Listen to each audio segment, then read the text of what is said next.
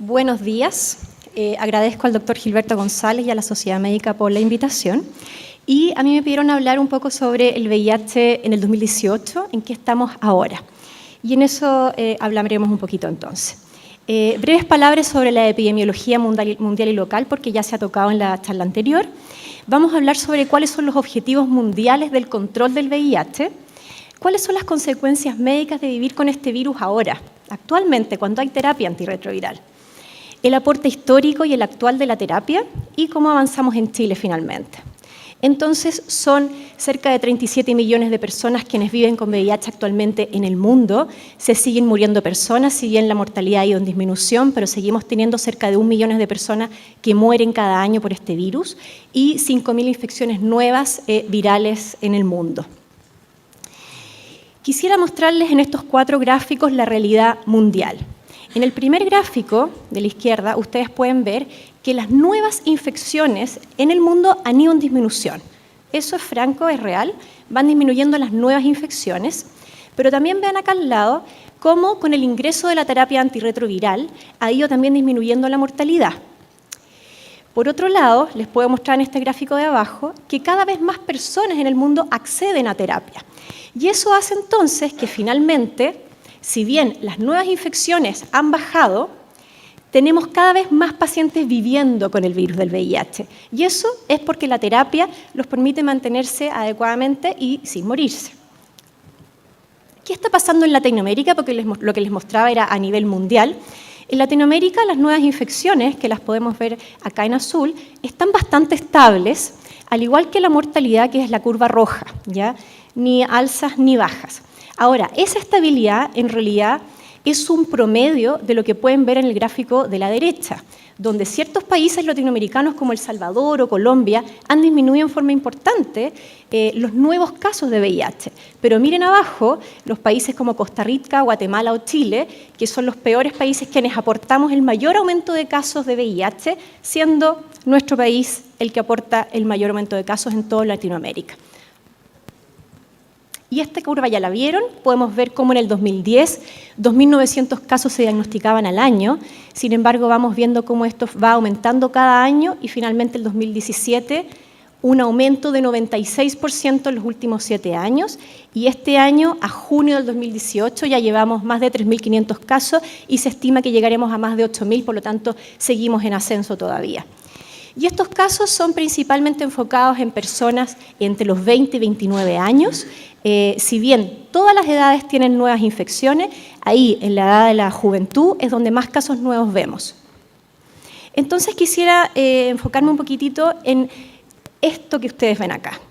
Los objetivos de la Organización de las Naciones Unidas para el VIH-Sida, ahora iremos hablando ONU-Sida, que son para el año 2020. Los objetivos son que para que el 90% de las personas que presentan o que tienen VIH sepan que lo tienen. Que de esas personas que están diagnosticados, que el 90% se encuentre en terapia, que es esta segunda columna.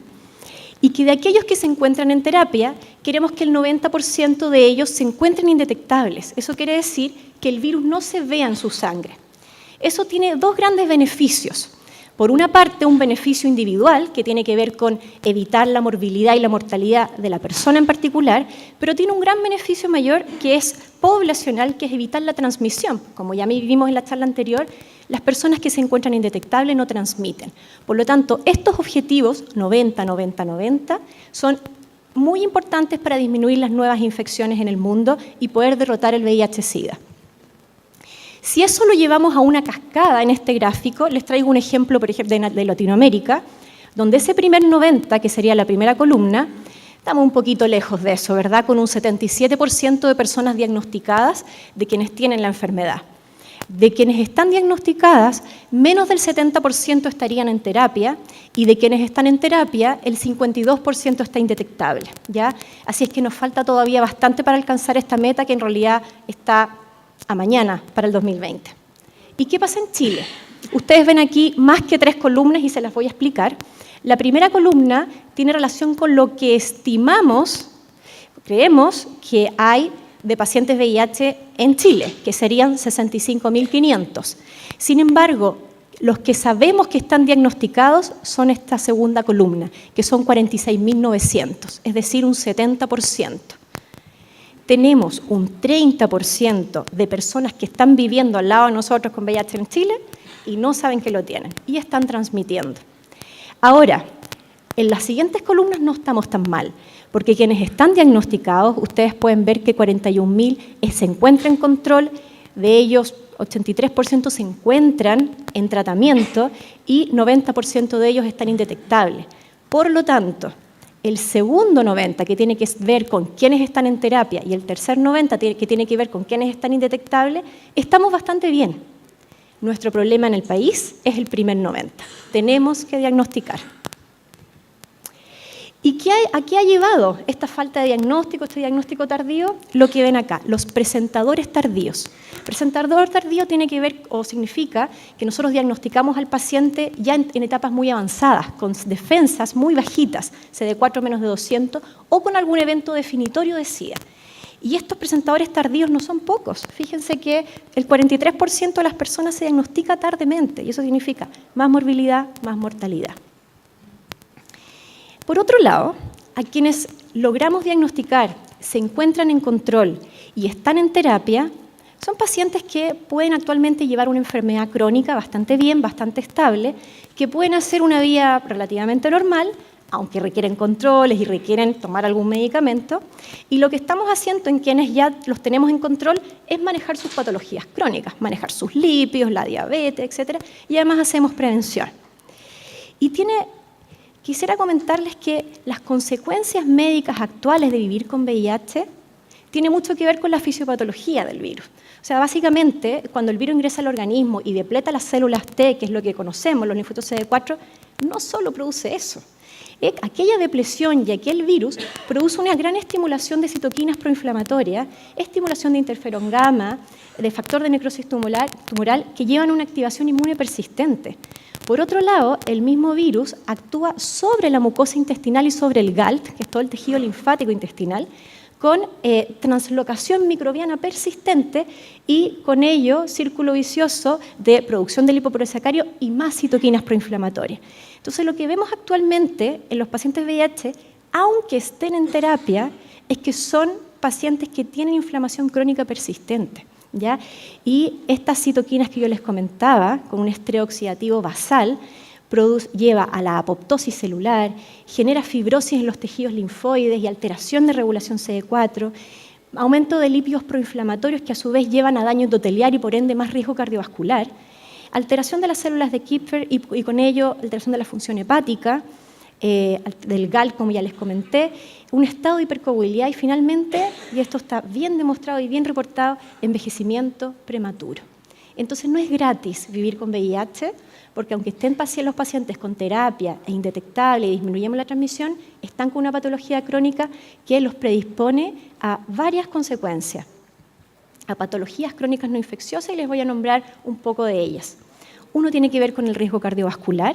El VIH se sabe que presenta un mayor riesgo cardiovascular comparado con la población sin VIH. Acá solo un ejemplo, un estudio grande, prospectivo, más de 80.000 participantes, comparó una cohorte de pacientes que viven con VIH versus cohortes sin VIH, y estos estaban pareados por edad, raza, lugar de vivienda, etcétera, y con un outcome primario de infarto o miocardio. Y les puedo mostrar que en forma significativa para los distintos grupos de edad, 40-49, 50-59 y 60-69, en todos los grupos era mayor el riesgo cardiovascular en pacientes VIH versus no. Y eso incluso luego va a ajustar por todos los factores de riesgo Framingham, entre otros. Por otro lado, tenemos alteración de la densidad mineral ósea. Sí, los pacientes con VIH tienen más osteoporosis que los sin VIH y tienen más osteopenia, ¿ya? Acá solo un ejemplo también, un estudio que hicimos en la Universidad Católica junto con el doctor González. Tomamos pacientes con VIH sin terapia antirretroviral. Fíjense, la terapia a veces puede por sí sola dañar los huesos, pero aquí estábamos sin terapia, pacientes recién diagnosticados, excluimos en forma estricta causas secundarias de osteoporosis, pacientes jóvenes, promedio 31 años, y vimos dos cosas. Uno, por una parte, que por alguna razón tienen vitaminas D más bajas que población sin VIH, pero además vimos que la densidad mineral ósea medida en densitometría es baja, la reabsorción ósea está elevada y si nosotros sumamos entre disminución de densidad mineral ósea y marcador de reabsorción, más del 25% de los pacientes recién diagnosticados, jóvenes y sin terapia, tenían alteraciones a este nivel. Por lo tanto, creemos que el VIH debe ser considerado como una causa más de osteoporosis secundaria. Los trastornos neurocognitivos. Los pacientes con VIH tienen hasta 60-65% más riesgo que la población no VIH de tener trastornos cognitivos. Otro estudio que nosotros hicimos en la Católica junto con el doctor Pablo Toro, psiquiatra, 58% de nuestros pacientes tenían trastornos neurocognitivos, esto quiere decir o alteraciones de memoria, de concentración, de abstracción, de habilidades motoras, etc.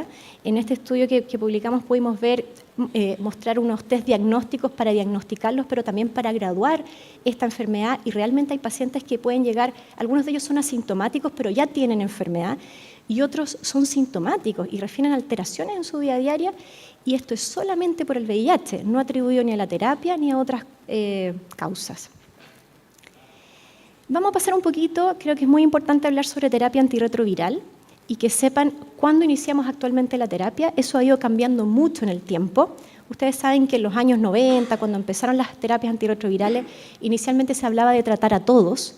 Sin embargo, eso no mostró grandes beneficios porque las terapias además eran muy tóxicas, se tomaba mucho medicamento, por lo tanto la adherencia no era buena y los pacientes tenían RAM que a veces incluso llegaban a la muerte por reacciones adversas.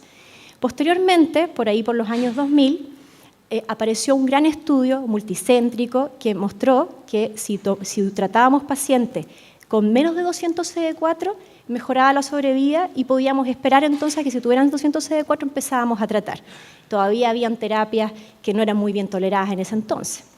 Pero cuando llegamos al 2005, tuvimos nueva evidencia que mostró que en realidad el umbral tenía que ser mayor. Con 350 CD4 se observó que disminuía la mortalidad si uno empezaba con ese rango la terapia, y así pasamos al 2012, donde la evidencia cambió a menos de 500, con 500 tratábamos, y así hasta el 2015. En el año 2015 llegó un gran estudio muy importante que es el START, que básicamente tomó a pacientes VIH con CD4 muy buenos, CD4 más de 500, y los separó en dos ramas. La primera rama randomizada eran pacientes que iniciaban inmediatamente con defensas buenas, 500, 600, versus el otro grupo que esperaban a que cayeran sus defensas a menos de 350. Este es un estudio que se programaba a más de 3 años, pero resulta que hubo que cerrarlo precozmente. ¿Y por qué? Porque se observó que en el grupo de terapia diferida, quienes esperaban, versus el grupo inmediato, quienes empezaban en forma inmediata la terapia, tenían más riesgo de eventos serios relacionados al SIDA o muerte. Eventos serios relacionados al SIDA se refiere muerte por SIDA o cualquier evento SIDA, tuberculosis, linfoma, sarcomas de Kaposi, y también muertes no SIDA, cardiovascular, enfermedad renal crónica, daño hepático, relacionado con lo que les comentaba anteriormente de esta inflamación crónica, ¿ya? Por lo tanto, y actualmente en el mundo, probablemente en la mayoría de los países, todos los pacientes que inician terapia, que tienen diagnóstico y deben iniciar terapia precozmente. Ya no está esto de esperar según los CD4. Y para resumir entonces, la racionalidad de tratar tiene que ver, uno, con beneficio para el individuo, que está claro según lo que les mostré en el estudio anterior, pero también hay un beneficio en salud pública que tiene que ver con que se reduce la transmisión, ¿ya?, a terceros. Acá hay un lindo estudio matemático que es justamente lo que mostraba el doctor Beltrán de los pacientes de San Francisco, donde se ve, fue un estudio bastante interesante, hicieron el promedio de las cargas virales poblacionales. Imagínense tomar el promedio de todas las cargas, la cantidad de virus en sangre, y lo separaron por años, desde el 2004 hasta el 2008. Las columnas azules son los promedios de cargas virales. Y ustedes vayan viendo cómo va bajando la carga viral en el tiempo, porque los pacientes se van poniendo cada vez más en terapia, pero las líneas rojas son las nuevas infecciones. Esta línea de acá, nuevas infecciones, y la de arriba es la incidencia, básicamente nuevas infecciones. Y vemos cómo es proporcional. Más pacientes en terapia, cargas más indetectables, nuevas infecciones en disminución. Por lo tanto, ahí salió un concepto para nosotros que lo usamos mucho, que es el treatment as prevention. O sea, tratamiento ya no es solo tratamiento individual, sino que genera prevención poblacional. Entonces, ¿cómo avanzamos en Chile? Vuelvo a la cascada del 90-90-90 y Tomamos entonces el segundo y tercer 90, que tiene que ver con mantener a los pacientes controlados en terapia e indetectables. Bueno, eso depende mucho de nosotros, del personal de salud, de quienes atendemos a los pacientes, ¿verdad? En el que tenemos que mantenerlos con nosotros, explicarles la adherencia. Es importante el cómo nosotros tratamos a nuestros pacientes para que se mantengan en control. Sin embargo, el primer 90, que es donde estamos con mayor problema, donde la falta de diagnóstico, necesitamos de políticas públicas. No basta con nosotros. Por supuesto que el personal es importante, porque cada uno de los que estamos aquí sentados tenemos que acordarnos que cuando tengamos al paciente hospitalizado por una diabetes, hagámosle el test. Cuando tengamos al paciente que llega a la urgencia y tiene una dermatitis seborreica, hagámosle el test. No esperemos que lleguen con Kaposi para hacerle un test. Hagamos el test a todos, agreguémoslo al chequeo. Y en forma simple les quería comentar unos pocos pasos que pienso que cómo tenemos que avanzar para disminuir las nuevas infecciones en el país. Primero tiene que ver con testeo, definitivamente, hacer el test. Esto, gran parte, tiene importancia en las políticas públicas. Necesitamos llevar el testeo a la comunidad, hacer test rápido, hacer autotest, simplificar el consentimiento informado, acelerar la confirmación del Instituto de Salud Pública. Hay varias cosas donde se puede trabajar ahí y el personal de salud pensemos en hacerlo. Y aquí, ¿no es cierto?, ¿quiénes se hacen el test en el último tiempo? El 2009-2010, entre los 25 y 44 años se lo había hecho el 44%. Sin embargo, el 2016-2017 se lo había hecho el 22-23%. Entonces, además, cada vez menos personas se testean, ¿ya? Eso es lo que tenemos que cambiar. La educación sexual. Uno, desde la infancia, educación sexual general en los niños, en la infancia, pero también las campañas permanentes en los adultos, en los adolescentes, ¿ya? ¿Y por qué sexual? Porque ahí es donde la epidemiología chilena está. ¿Cómo se transmite el virus? El 99% por vía sexual, en hombres y en mujeres, ya sea homo, hetero, como sea, pero la mayoría es sexual. Casi no vemos infecciones por drogas intravenosas como en otros países, que es un tema importante. Casi no vemos muy poquitas transmisiones verticales de la madre al hijo. El problema es la transmisión horizontal sexual, ¿ya? Y, por supuesto, también hay que seguir incentivando el uso del preservativo, porque la verdad es que no lo usa nadie. O sea, entre los 15 y 24 años, la encuesta nacional de salud mostró que quienes lo habían usado siempre, un 22%. Y ese era el grupo que más lo usaba. O sea, si nos vamos al grupo de los 45, el VIH no existe y el preservativo no existe, ¿ya? La terapia, por supuesto, es fundamental. Ya les conversé de los beneficios de esta. La prevención de la transmisión vertical. Nosotros tenemos protocolos muy exitosos de prevención de transmisión de la madre al hijo. Deben mantenerse siempre actualizados. El PEP tiene que ver con el uso de medicamento preventivo en alguien que ha tenido una conducta de riesgo sexual para evitar la transmisión. Y finalmente el PrEP, que es también el uso de medicamento, una biterapia llamada Truvada, que se utiliza también en forma preventiva previo a la exposición de riesgo. Podemos después, con tiempo, si quieren, lo conversamos en la mesa, para evitar la transmisión. Hay distintos estudios, múltiples que les muestro ahí, que han mostrado distintas evidencias respecto a la reducción del riesgo de transmisión en alguien que no tiene VIH para que no tenga el virus. Y los primeros estudios, como ven acá los de arriba, mostraban porcentajes de reducción bastante pobres. Finalmente, y los últimos estudios han mostrado porcentajes de reducción cercano al 85-86%. ¿Por qué tiene que ver eso? Tiene que ver con la adherencia. En los primeros estudios se vio que en realidad la adherencia era muy mala al tratamiento preventivo, pero posteriormente, cuando se inculcó bien la adherencia, incluso se medían niveles plasmáticos, se observó que en realidad era altamente efectivo si se toma bien. Dentro del Plan Nacional de VIH del Ministerio va a ser incorporar el PrEP. Eso espero que prontamente sea así para todo el sistema público. Nosotros en el sistema privado, la Católica, ya lo incorporamos. Tenemos hace algunos meses, estamos usando PrEP para los pacientes. Tenemos pacientes en PrEP y realmente es un elemento más dentro de los mecanismos de prevención. Entonces, a medida de conclusión, enfatizar en un congreso de medicina interna me parece que lo más importante es que cada uno de nosotros recordemos que tenemos que diagnosticar. Todos somos parte de eso y ese primer 90 no lo vamos a superar solo con políticas públicas, entre todos tenemos que hacer el test. Entonces, importancia del diagnóstico y control, porque esto ha pasado a ser una enfermedad crónica, sin embargo, igual esto conlleva mortalidad, morbilidad y costos.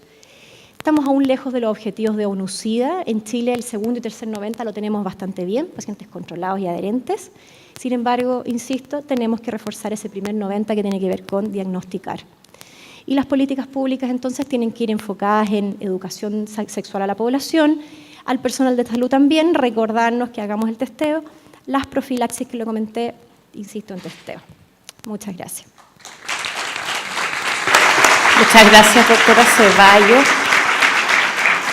Solo una palabra para comentarles que anualmente hacemos un diplomado en enfermedades infecciosas en la Universidad Católica que aborda todas las áreas de interés de la infectología. Generalmente es de junio a diciembre, ahí tienen el link por si lo quieren revisar. Invitados todos los internistas, médicos generales y otros profesionales de la salud. Gracias. Muy bien. Gracias, doctora Ceballos.